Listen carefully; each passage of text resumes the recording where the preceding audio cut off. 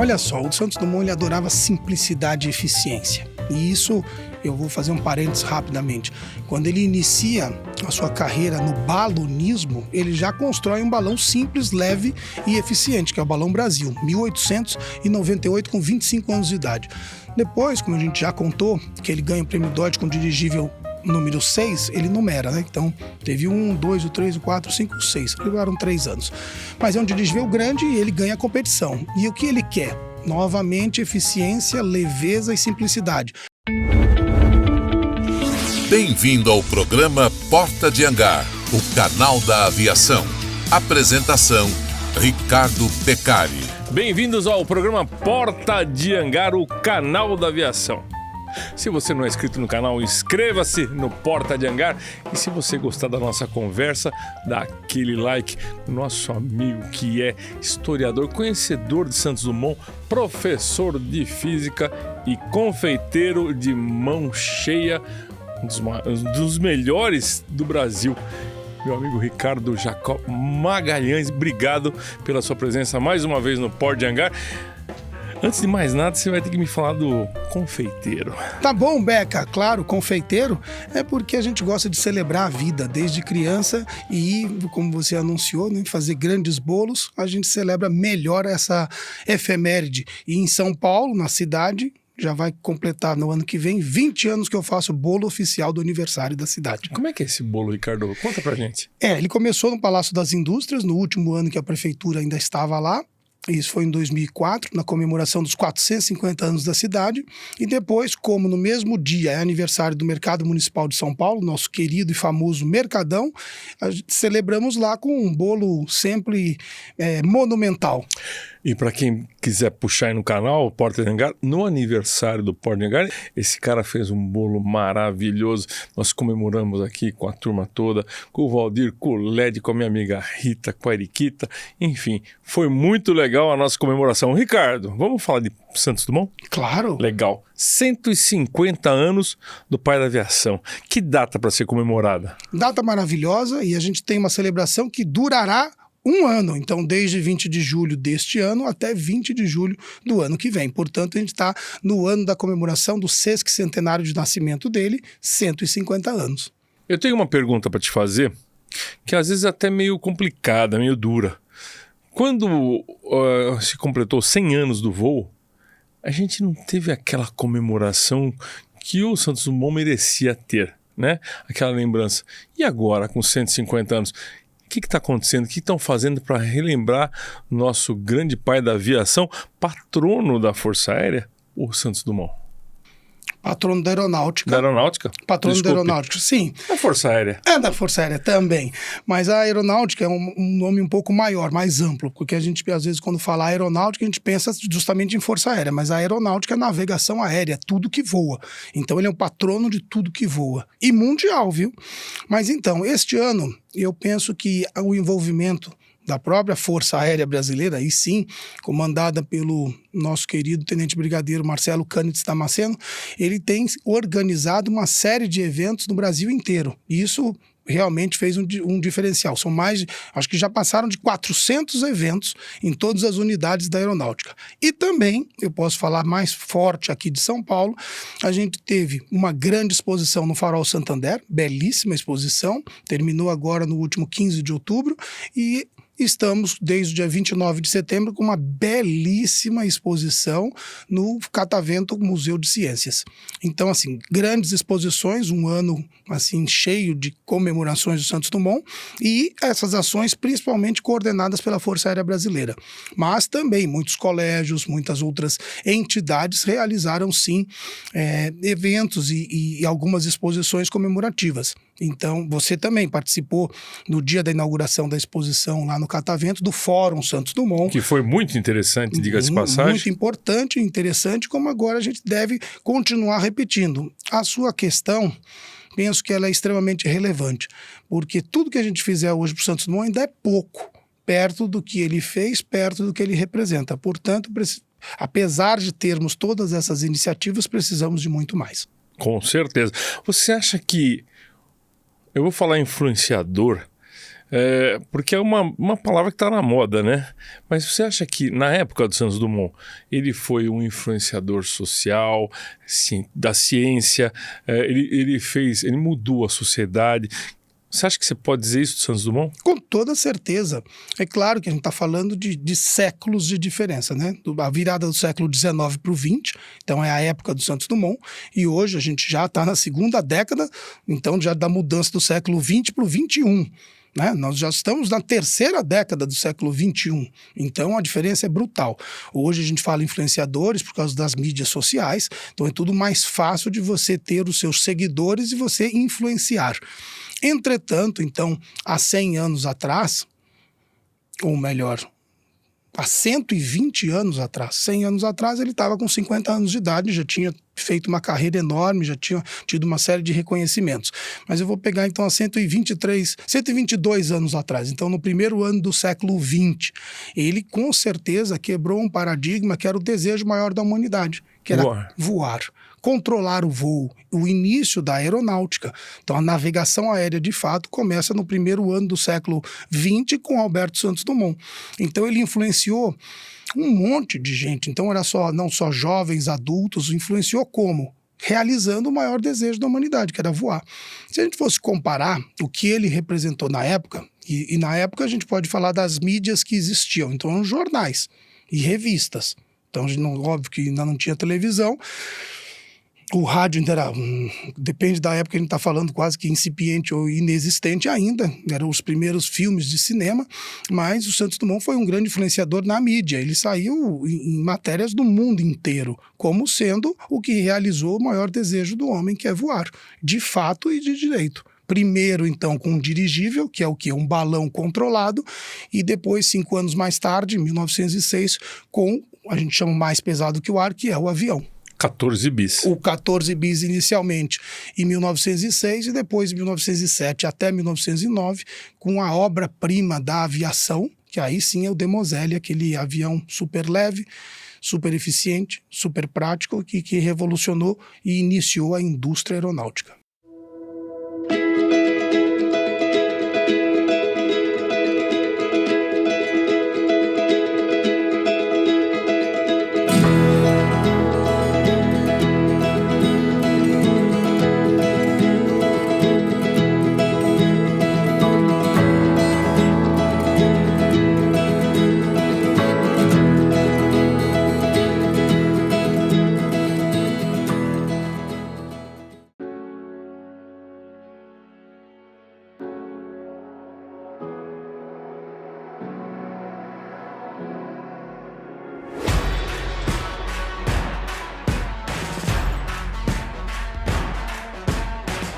Poucas empresas têm a mesma paixão pela inovação encontradas na Dassault.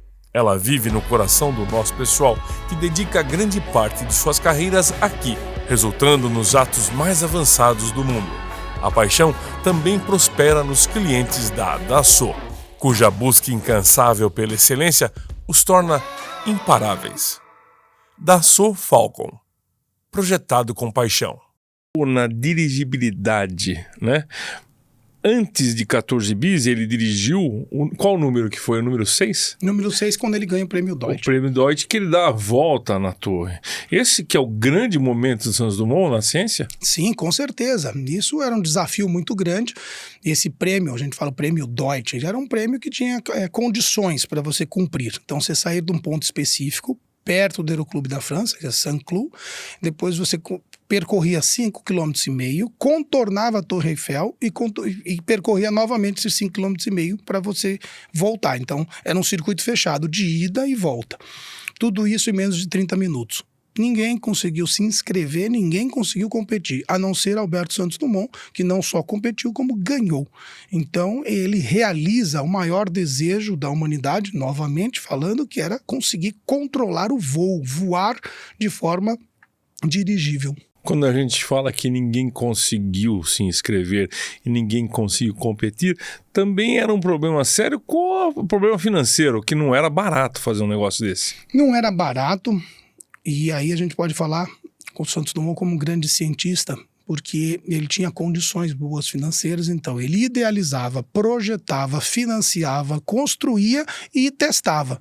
Então tudo isso facilitava, então ele conseguia ser muito rápido, muito mais que os outros, porque haviam outros grupos onde um fazia o projeto, o outro financiava e o outro pilotava ou testava. Então ele era mais rápido do que todo mundo.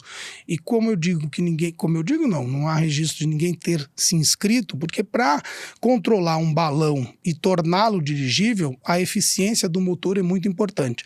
Havia antes tentado alguns outros, mas com motor a vapor e motor elétrico. Pesado. Pesadíssimos. E ele é o primeiro a usar de forma eficiente o motor a combustão. Então aí é um motor mais leve e com maior potência. Entretanto, com alto risco, porque o motor a combustão escapa a faísca.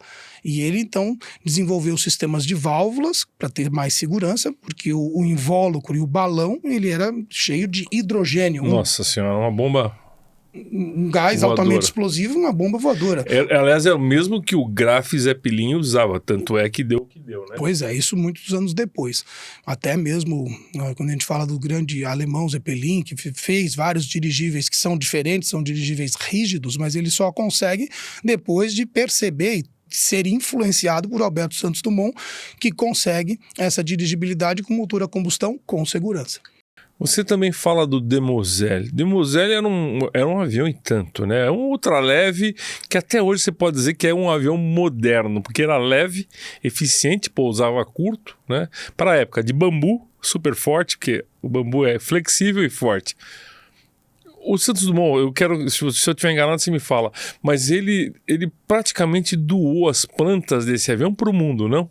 Olha só, o Santos Dumont ele adorava simplicidade e eficiência. E isso, eu vou fazer um parênteses rapidamente. Quando ele inicia a sua carreira no balonismo, ele já constrói um balão simples, leve e eficiente, que é o Balão Brasil, 1898, com 25 anos de idade. Depois, como a gente já contou, que ele ganha o prêmio Dodge com dirigível número 6, ele numera, né? Então, teve 1, 2, 3, 4, 5, 6. Levaram 3 anos. Mas é um dirigível grande e ele ganha a competição. E o que ele quer? Novamente, eficiência, leveza e simplicidade. Constrói um dirigível super pequeno e leve, que é o dirigível número 9, que era chamada a charrete voadora. Ele fez performance em Paris inteira. Foi também outro momento de extrema influência a todo mundo. Imagina uma pessoa com um dirigível pessoal pequeno que performava nas ruas de Paris, performava em eventos. Então, 14 de julho de 1903, Santos Dumont vai lá num público de 200 mil pessoas, vem com um dirigível, para na frente do palanque do presidente na França, dá uma salva de 21 tiros. Imagina, isso até hoje não existe. Uma performance tão incrível, tão maravilhosa de uma pessoa com um mini dirigível. Depois ele faz outros inventos, então a gente está no 9 até chegar ao 14 bis. Do 14 bis, ele continua com vários outros inventos em um ano só, 5 inventos, que termina com o Demoiselle. Aí o Demoiselle de 1907, ele é um Demoiselle que é igualzinho uma libélula. A fuselagem é como se fosse é uma vara de bambu, quase uma longarina só. Mas ele percebeu que aquilo envergava, precisava de uma estrutura mais resistente, e ele leva mais 2 anos aperfeiçoando, e aí ele faz um sistema de treliça na fuselagem, com bambu também, e esse Demoiselle é um avião super simples, super leve, super eficiente, super bonito. E também, como ele queria, e o que você falou, respondendo bem a pergunta, ele queria que todo mundo tivesse o privilégio e o direito de poder voar. Então ele sim registrava e patenteava algumas coisas, mas ele abria a patente. Então ele é precursor também da patente aberta, precursor de bondade, usar um invento para todos, sem aferir lucro. Isso é muito interessante. E o Demoiselle tem anúncios, né, da venda do Demoiselle por empresas. Ele é o primeiro avião feito em escala industrial, tanto na França, quanto nos Estados Unidos, quanto em outros países. Nos Estados Unidos, a Popular Mechanic, que era uma revista super famosa até hoje, colocou e apresentou as plantas do Demoiselle e, a pedido do Santos Dumont, divulgue as plantas para que todo mundo possa fazer um avião. Como fazer o avião? Como estava lá tudo descrito que precisava, é como se fosse o ovo de aviação experimental, né? Faça você mesmo, você compra o material e constrói. Precisava só de um motor simples até, na época já estava bem desenvolvido e barato. Era quase equivalente ao preço de um carro. Então foi realmente muito interessante.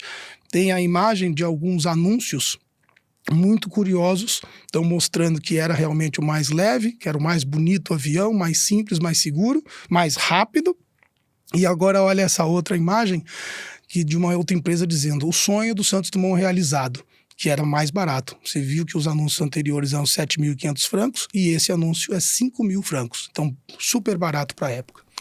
Podemos dizer, gente, que o Santos Dumont também era o pai da aviação experimental. Isso é importante a gente perceber, porque realmente ele é o pai da aviação experimental e por que não dizer que ele é um dos primeiros instrutores de voo do mundo? É isso, Ricardo? Ah, com certeza. O Demoiselle, ele influenciou muito, na época, quem queria ser piloto, porque comprava um avião que era eficiente. E tem um as da aviação francês, muito curioso o nome dele, que é o Roland Garros. A gente pensa que é um tenista, não é nada a ver. Ele era um as da aviação, inclusive voou no Brasil também, e ele aprendeu a voar no Demoiselle. Muitos grandes pilotos da época aprenderam a voar no Demoiselle, eram até chamados de demoisellistas. E ele, depois que comprou um da Clement Bayard, se eu não me engano, ele quis o original do Santos Dumont, e foi com o Santos Dumont e conseguiu comprar o avião original do Santos Dumont. Pessoal, eu não discuto quem inventou o avião, tá? Eu tenho um conceito comigo. Os irmãos Wright também fizeram a parte deles no invento da aviação, ou seja, cada um tem a sua parcela, mas a principal diferença dos irmãos Wright com relação ao Santos Dumont é que eles queriam comercializar o avião e ter lucro com isso, ter a patente do avião, diferentemente do Santos Dumont, que era um sujeito rico e é um sujeito que queria dividir as suas ideias, né, Ricardo? Queria dividir e queria que todo mundo tivesse esse momento que é interessante de você ter liberdade de poder voar, poder se deslocar mais facilmente. Então era um desejo dele que todo mundo pudesse voar. E conseguiu realizar, né?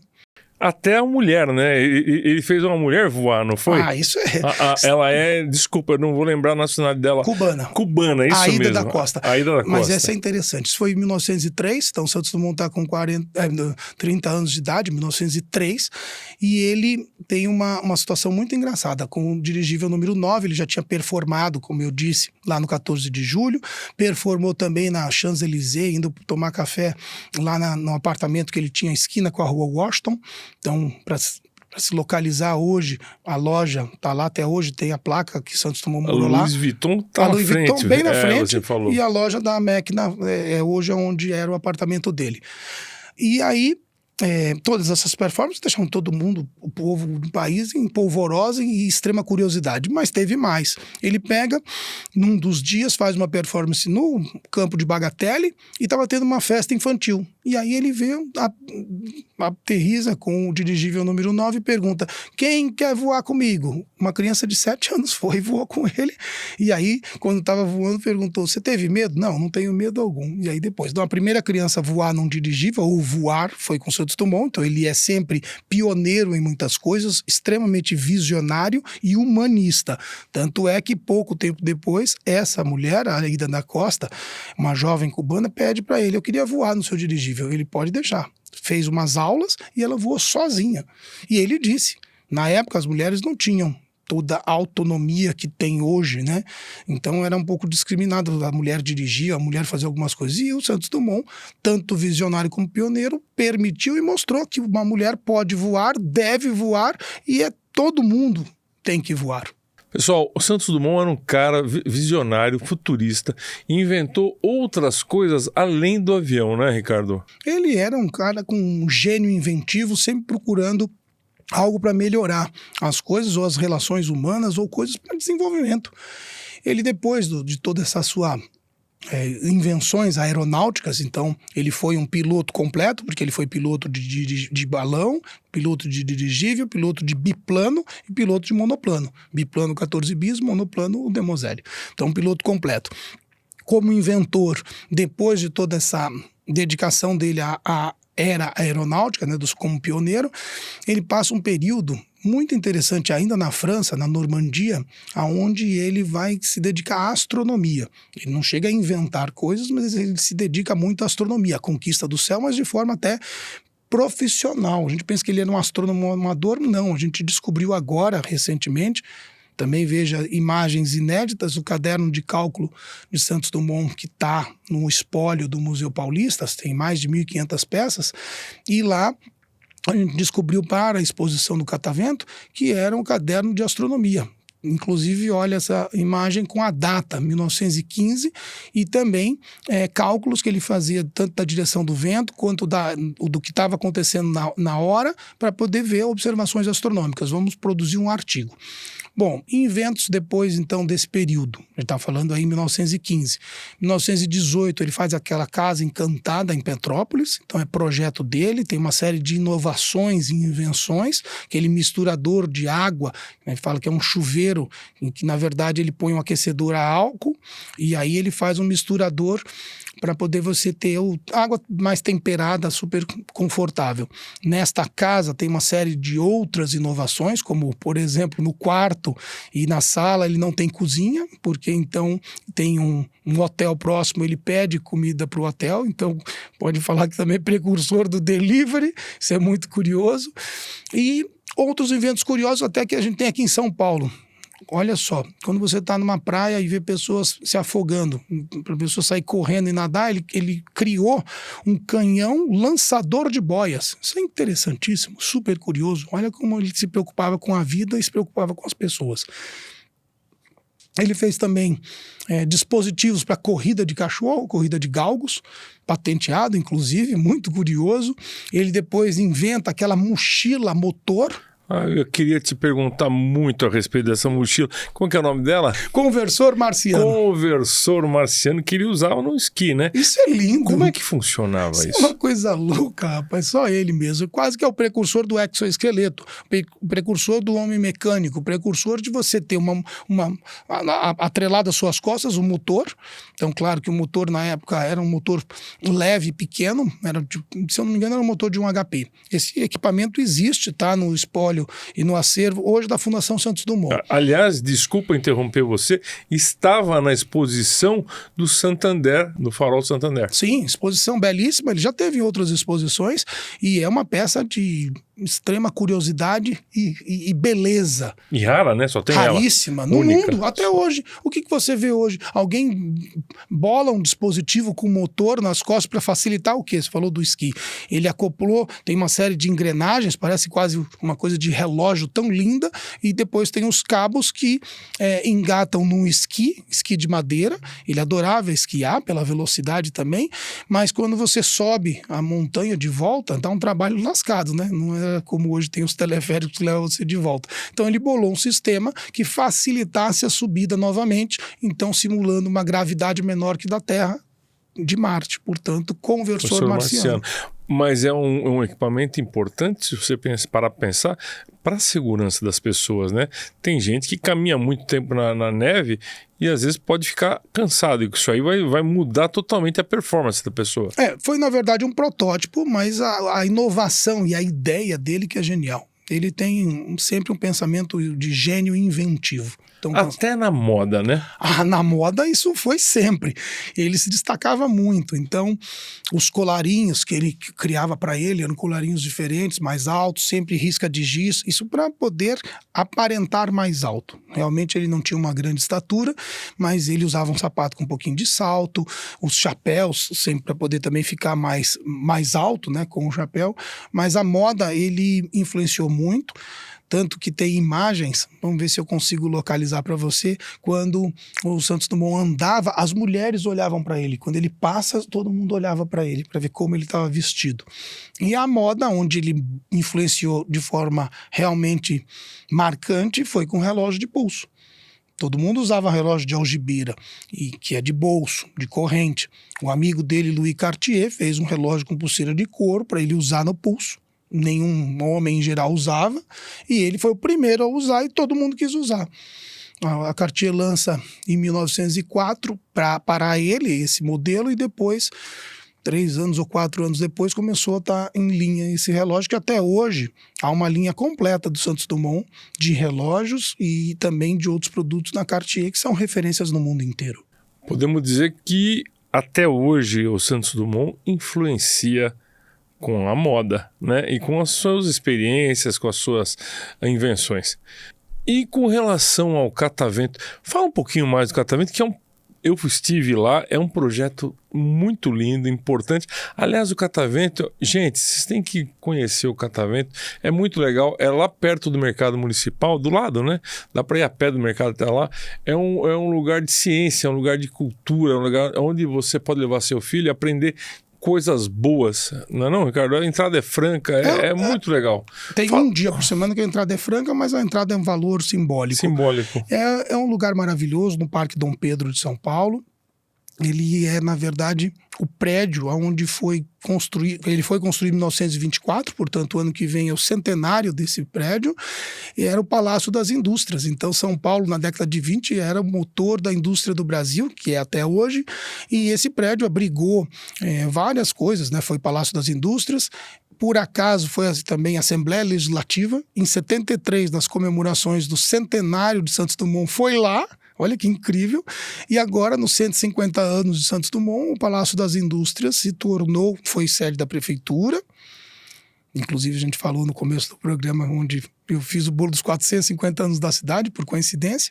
E hoje, desde 2009, é o Museu de Ciências chamado Catavento.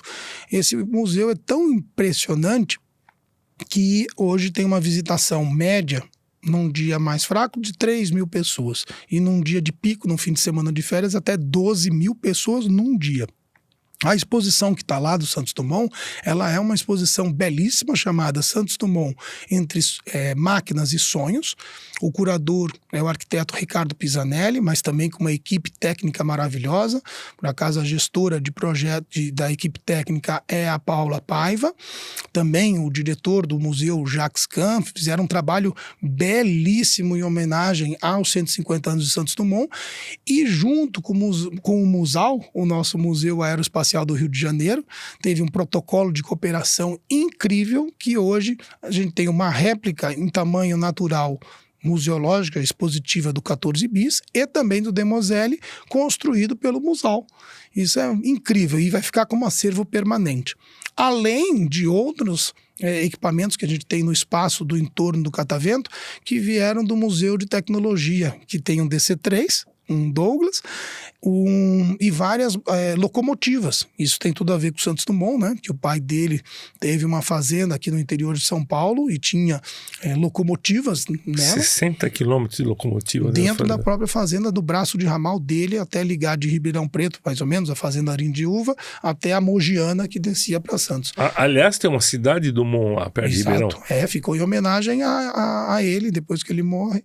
A cidade chama Dumont, lá perto de Ribeirão Preto, onde era a fazenda Arindiúva, aonde o Santos Dumont cresce, né, sua infância, adolescência e juventude lá, e o pai dele construiu a fazenda de café mais eficiente, mais produtiva do Brasil, tornando-se um rei do café. Legal. Ricardo, você como professor, a gente vai encerrar agora, e como um cara que fala bem, eu vou te pôr numa saia justa agora, vou pedir para você falar para essa moçada que está começando a vida um pouco de coisas positivas, de cultura, e uma palavra de amigo. Uma palavra de amigo, eu vou pegar que o Santos Dumont deixou e vou usar uma cola, para eu não errar, porque é uma coisa muito emocionante quando eu pego a última carta que ele deixa em 14 de julho de 32, a original dela, tá com o Marco Siciliano Vilares Filho, por acaso, o idealizador e fundador do Instituto Cultural Santos Dumont. Aliás, gostaria muito que ele viesse aqui. Tomara, vamos torcer. Ele como sendo sobrinho bisneto de Santos Dumont, parece que é quase igual o Santos Dumont, que às vezes não quer. Ele é muito legal, mas ele tem vergonha. Não é que tem vergonha, eles são contidos, né? Mas vamos fazer um esforço. Por favor. Essa carta diz assim, então é a mensagem que o Santos Dumont deixa por último e que eu faço, então, como exemplo para a juventude. Em 14 de julho de 32, os problemas da ordem política e econômica que ora se debatem no Brasil, somente dentro da lei magna poderão ser resolvidos. E ele termina, viva o Brasil unido. Então é o que temos que pensar no nosso país. A gente precisa sempre procurar cumprir os nossos deveres de cidadão. Então os jovens fazer o que Santos Dumont fazia, estudava o autodidatismo para tentar fazer a humanidade prosperar. Então, penso que a gente está na vida, a gente vive para quê? Para tentar que a nossa existência dê alguma contribuição a mais para o mundo. Então, para nós, para as pessoas ao nosso redor e para o mundo como um todo, como o Santos Dumont fez. Muito legal, Ricardo. Obrigado pela participação aqui no Porta de Hangar. Foi uma honra tê-lo a bordo novamente. Vai ter que vir mais vezes, você sabe disso, né? E eu tenho que vir agora todos os anos para fazer o bolo do Porta de Hangar, que é o Canal da Aviação. Ah, com certeza. Celso Martins, o grande amigo, obrigado pela força que você sempre dá pro canal aqui. Gente, não está inscrito no Porta de Hangar? Olha que legal esse papo. Inscreva-se no canal e se você gostou, divide com seus amigos e deixa aquele like bacana para o canal poder sempre estar crescendo. Muito obrigado, até o próximo programa. Valeu!